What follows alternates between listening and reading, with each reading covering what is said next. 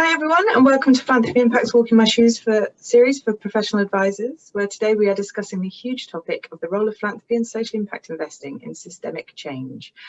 My name is Sophia and I'm the Director of Membership and Development here at Philanthropy Impact and also your moderator for today. This is a strictly 30-minute session, but we are taking questions, so please use the chat function to introduce yourself, have your say and pose questions to our panel.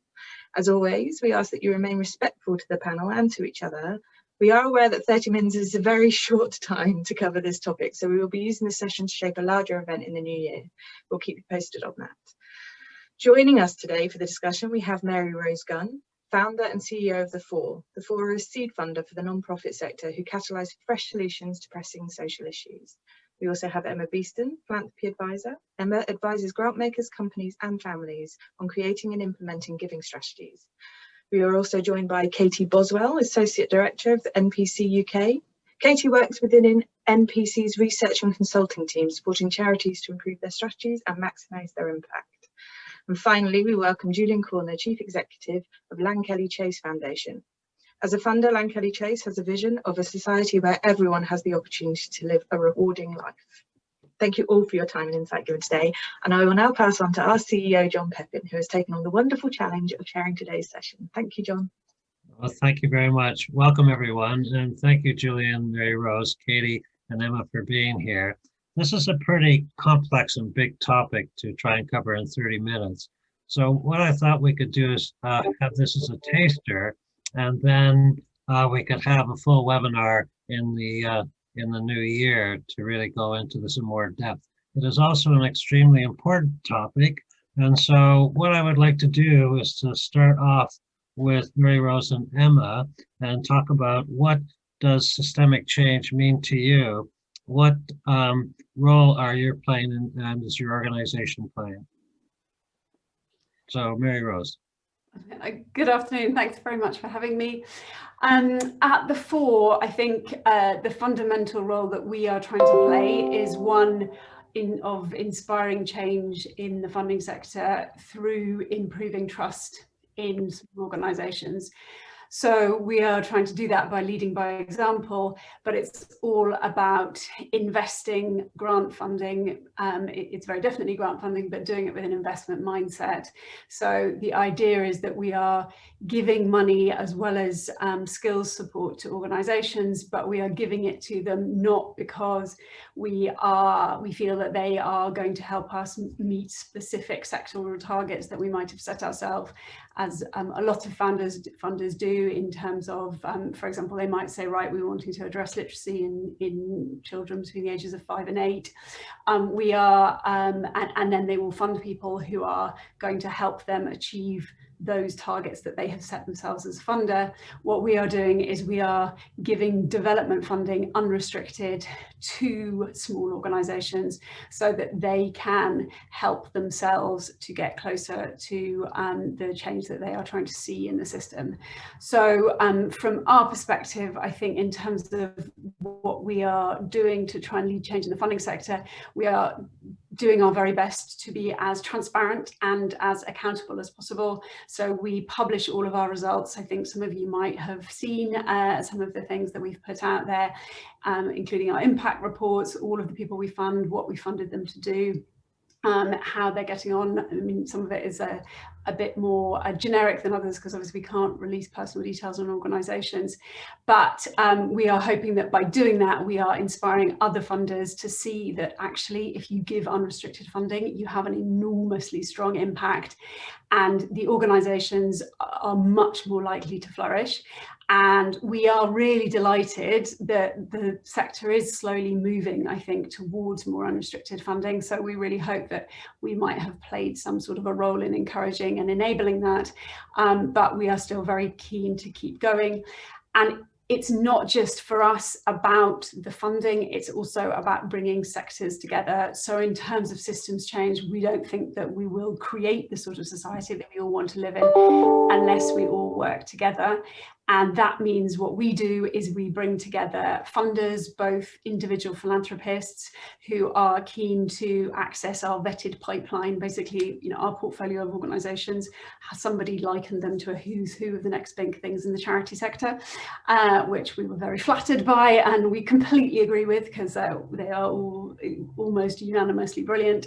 But we work with funders, we work with businesses and corporates who provide a lot of the wraparound expertise that these organisations need, and we work with other sector specialists to help our organisations, for example, make sure that they are measuring their own impact effectively, so that they are going to be much more successful in the long term if they can articulate what they're achieving.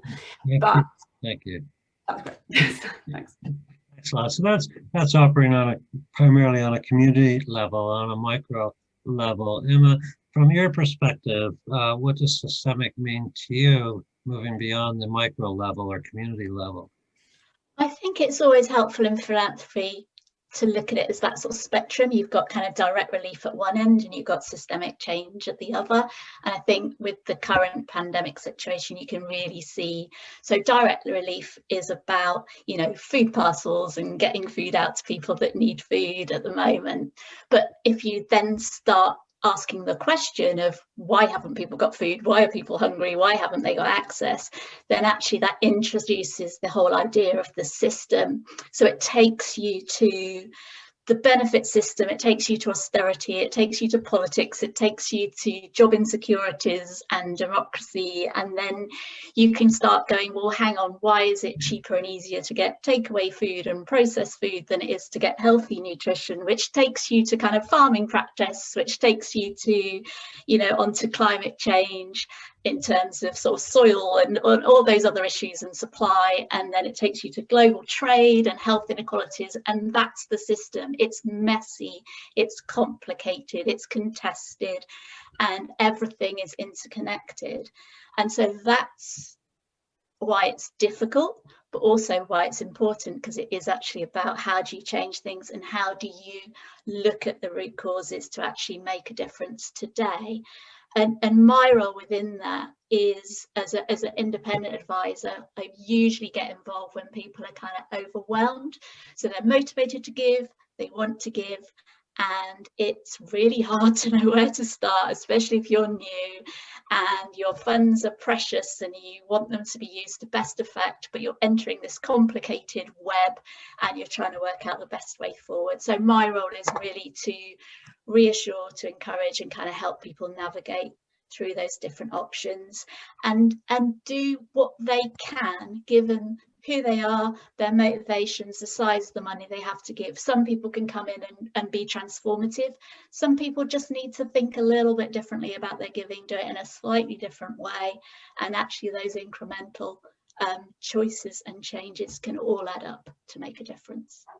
So if you're talking about a chaotic situation, as you call it, a mess, you have philanthropists who are coming in at different levels and stuff, but aren't most of them dealing with a very specific problems as opposed to dealing with major societal issues in a broad sense?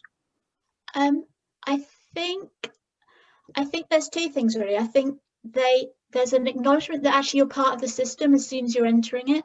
So it's not a kind of option. You can't say, well, I'm just going to do my little bit over here. If you've got wealth, if you're looking at giving, you are part of the system.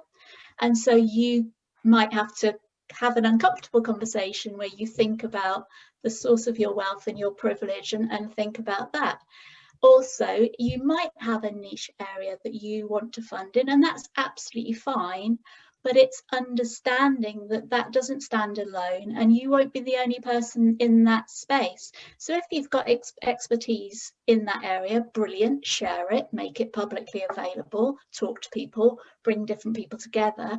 And if you're going into that space without expertise, then it's being a bit, humble about it and go, right, okay, I don't know. So I'm going to listen to people. I'm going to give my money to other people who can give it out well. I think anybody entering the space, even though it's messy, everybody can do something and do it a little bit better than maybe they would have done. So thank you. Julian, can you talk a bit about what Lankelly Chase is doing around systemic change and the approaches that you're taking, and then maybe talk a bit about philanthropy, and is philanthropy the solution, or are there other solutions that are more innovative and bolder or complement what has been described by Mary Rose and Emma? Well, I think Emma described it extremely well, that if you accept that the outcomes that you seek in philanthropy are not going to come from making a grant to a single organization and holding them to account for what they achieve and hoping that deep sustainable outcomes will come from that, then you have to embrace the interconnectedness of things. And the problem with that is that it's very, very hard to put boundaries around that activity. As Emma said, you know, if everything's interconnected, then you then get embroiled in trying to understand those interconnections and trying to put boundaries around your activity. And the journey of Lankelly Chase has been one of effectively action learning, that when you intervene in a system, and again, as Emma said, become part of it, become part of those dynamics, all sorts of things will happen, expected and unexpected. And so it becomes absolutely critical that you can learn as you act and adapt and change and be very sensitized to your environment, but also your own motivations and effects. And so that's been the journey of Lankelly Chase, has been continually trying to attend to the expected and unexpected effects of our actions, and we've adapted enormously as we've gone along. And one of the things that has happened in most recent years is that we've taken more and more responsibility for our part in unjust and oppressive systems that are producing the kind of outcomes that we don't want to see. So, you know, as a wealthy organization that's paradoxically trying to improve equity in the system, understanding the part that we play in that and trying to reflect more honestly on our role within it. And that then speaks to the wider question of, is philanthropy alone enough? And again, Emma has kind of alluded to the sources of our wealth, and you know, Lankelly has £150 million invested currently in mainstream financial markets, many of which produce externalities, which then philanthropy tries to correct through grant making and charity. And so we've done an awful lot of work on trying to understand the social benefit work that we try to do inside of the wider financial systems. We are in the midst of reinvesting our money away from companies that we believe are part of an unsustainable future, but also using our position as investors to try and bring pressure to bear on companies and investment organizations to help them see how they can be part of a systemic shift as well. So, you know, the amazing thing about being involved in philanthropy is that you have astonishing freedom to follow questions where they lead you without having to be tied down to specific outcomes. And so we've used that position to really try and delve into all sorts of system dynamics, both using our wealth and our grant making. So you would then say a balance in terms of the harm versus good argument. So on one hand, you have philanthropists who are giving away money to achieve certain things, as been described by Mary Rose, and on the other hand, you have philanthropists and trusted foundations who sometimes invest in regular investments as opposed to impact investing. So you're coming down and saying that you have to work on both ends then? Yeah, I'm saying that a lot of us are trying to solve problems that have been produced by inequality using tools which themselves are reproducing inequality. There isn't a kind of out there where the systems are out there and we are engaged in neutral acts trying to affect those systems. The out there is in here. We manifest in ourselves the good and bad aspects of the systems that we're hoping to change. And therefore we can address within ourselves some of the systemic dysfunction which we like to project out there. So do you see government and philanthropists and organizations like yours actually partnering around dealing with societal issues? Yeah, absolutely. But I would say that I think that right now, oh, sorry. Mary Rose, you. Oh, sorry. No, keep going. I was just asking to make a point after. Yeah, I was just going to say that I absolutely agree that a lot of partnering can and should happen, and we work very closely, particularly in place-based ways with local statutory actors and businesses. Right now, given where we are in society, I would say that an awful lot of the philanthropic freedom we have needs to be placed in enabling those who have been less heard and underpowered in previous systemic efforts to be able to step forward and play a much fuller part in that. And again, back to Emma and Mary's point, if we can get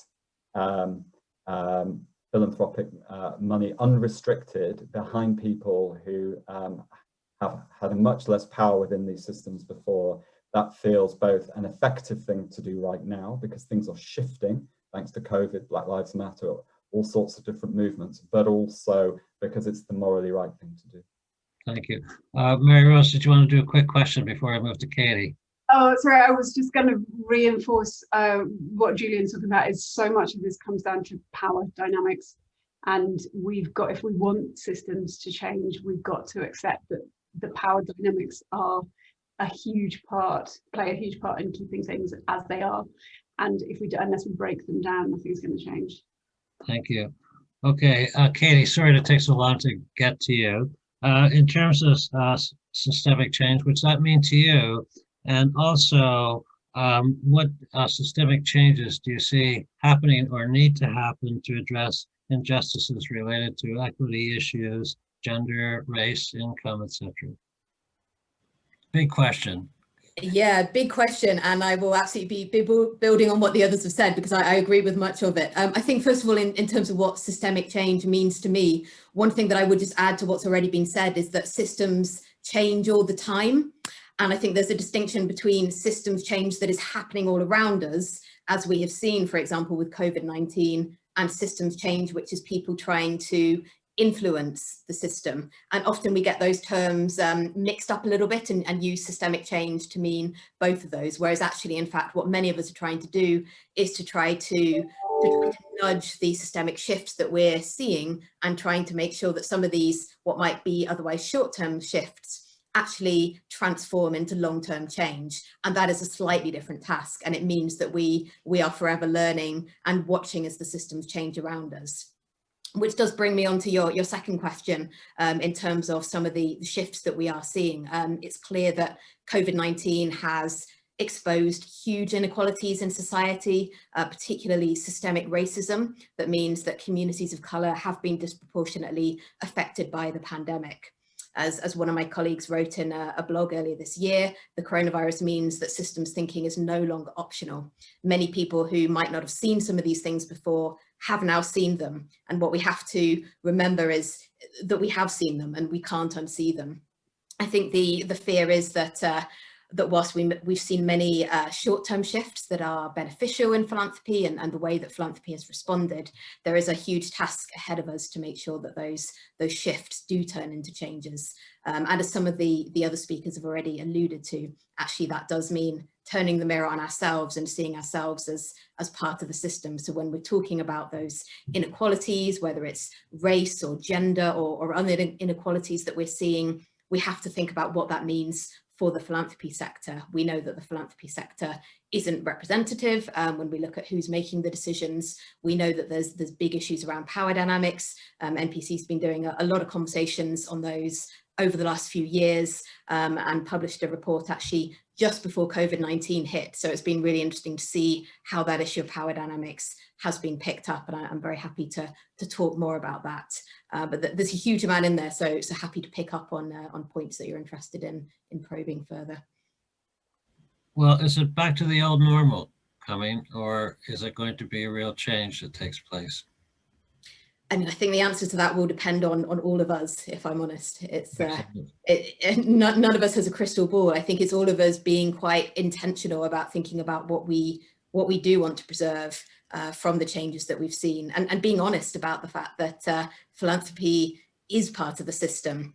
I mean, there is a question here, as Julian's already talked about with Lankelly Chase, thinking about the assets that philanthropy brings and the fact that it does have this wealth, but often what we're trying to do is to use that wealth to address issues around income inequality.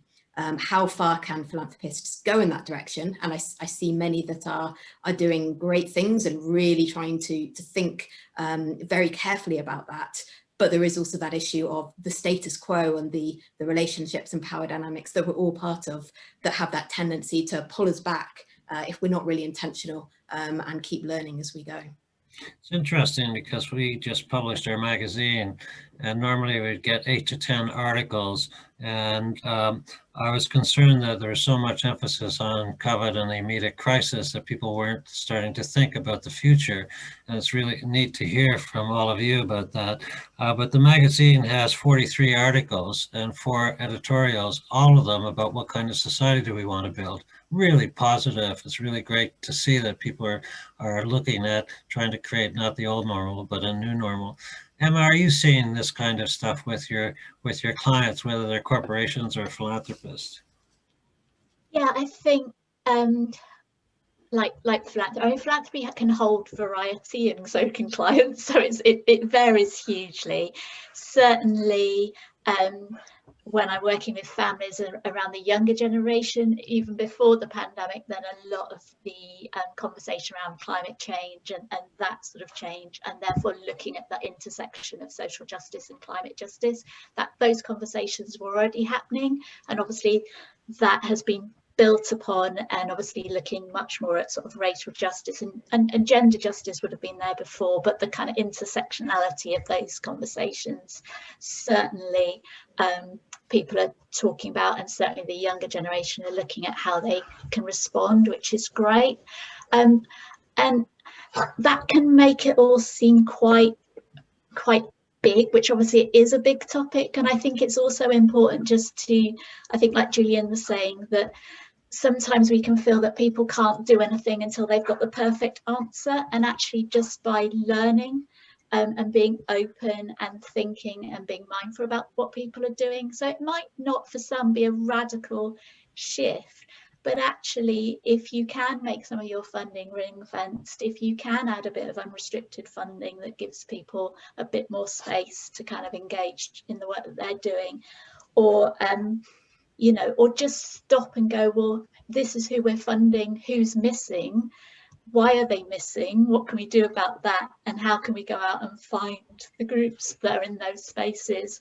I think, you know, we can sometimes make it feel like it's really quite hard, and actually I think a lot of those conversations that I'm having with people where they're just trying to work out how they can do things a little bit differently, I think is really promising. Hey, Julian, in your processes, you talked about, as Emma was saying, learning as you act and then acting on your learnings. What kind of impact are you having in terms of that process? Well, the impact we're having is that we're getting closer and closer to the systems that we're trying to invest in. So it has allowed us to shift our practice from one that was very based in London and very much based on a small group of people in London making decisions about people all around the country that frankly we knew very little about, to shifting the balance of power in our work much closer towards the communities that we seek to serve, so that increasingly now the decision making about our resources is shifting to those communities. And this is based on a kind of conviction from us that, you know, this is a saying from our chair, who's a very esteemed systems thinker, that the process you use to get to the future is the future you get. That the processes of change are more important than the exact nature of the change that you model the future through that activity. And so our very strong sense is that that the kind of outcomes that we're seeking are much more likely to come, where those people whose lives are affected are the ones who are playing a major part in the decision making about those resources, which has required us to let go considerably of control of those. So I don't have an impact or an outcome. I'm still describing a journey that we're on, and I think just to kind of build on again on Emma's point, that this is mindset, really. This is about, you can undertake any kind of activity, and if it just stops within the confines of that activity, that is not systemic. If you're asking yourself continually, so what, and so then what? If you're using every bit of activity as a jumping off point to explore how this stuff actually works and interconnects with other things, then that starts to become more like a systemic process where you can start to think about change in terms of how things connect, rather than expecting too much of the parts. Interesting. Isa Bosch in Germany has published a book which talks about her practice, and she calls it transformative philanthropy. And it runs really quite parallel to what you're saying and what Mary Rose was talking about in terms of the approach that the Fore takes, which is the potential recipient or the group that you're trying to work with actually own the process and are a significant part of the process, which means giving up a lot of control on the part of the funders and stuff. So it's good to see the examples of that, and hopefully a lot of people learn from that. We've got 3 minutes left. It's gone really fast. There's so much more to talk about. Could we have maybe final words of wisdom from each of you? So I have 3 minutes, so a minute or so each. And who would like to volunteer to start? Katie, would you like to start? Sure. I think just in terms of anyone wanting to think about systems change, I mean, one thing I would say is just to highlight that there are a lot of great resources out there. So, for example, we've worked with Julian and his team at Lankelly Chase to do a guide to systems change, which is really intended for those getting started. So do go and check out all those resources. I think my main learning from my own journey in this space over recent years is to make sure that you remember that point about turning the mirror on yourself. So not just thinking about systems change as something out there that you're trying to influence, but thinking about what does it mean for you and your organization, and how do you need to work differently to get that system that you really want to see. I think that would be my main takeaway for organizations or individuals starting out on this journey. Well, that's good. So what you want to see, and also what your recipients want to see as well, I think, which is also being said. That's great. Emma, what are your final words of wisdom? Oh, wisdom's a powerful word, isn't it? I think when supporting change and seeking change, it takes a long time. And I guess sometimes I worry when philanthropy kind of flip-flops between various latest buzzwords and trends. And I think, so there's something about just hanging on for the long term, because proper change, that's what is required, that is tackling poverty and inequality and injustice, is going to take a very long time. So I think it's be committed, but just start somewhere. Great, thank you. Julian. I'd say that that the really exciting thing about trying to engage in systems change for individuals is that it requires you to work on yourself as much as it requires you to try and analyze the world around you. And that there is a correlation between you as a system actor, knowing yourself, knowing the degree to which the good and bad parts of systems exist within you, and knowing what your own kind of capacity for resilience and for self-reflection and self-awareness looks like. But then trying to think about your place within this kind of messy, interconnected, unjust world, and trying to then find the relationship between those two things. And that, where I've seen that work, can be an incredibly powerful motivator, which, you know, is, I just think, much more interesting and exciting than just trying to think, which organization do I want to fund, and how much money should I give them? It's a much deeper and more dynamic inquiry. So more satisfactory and fun at the same time. Yeah, excellent. Mary Rose, last word to you.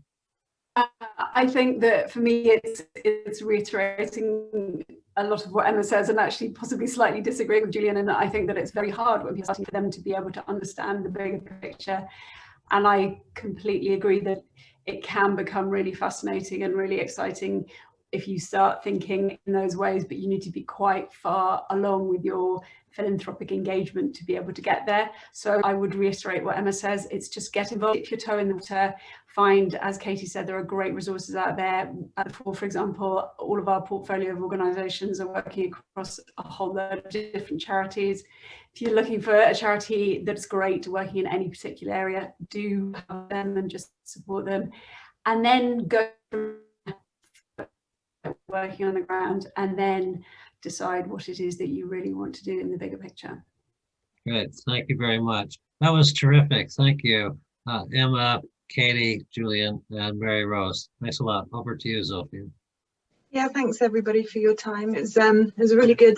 There's been a few questions coming in late, so if you could just take a look whilst I'm doing the close, that would be great. And if you want to intro with anybody that's posed a question, just let me know.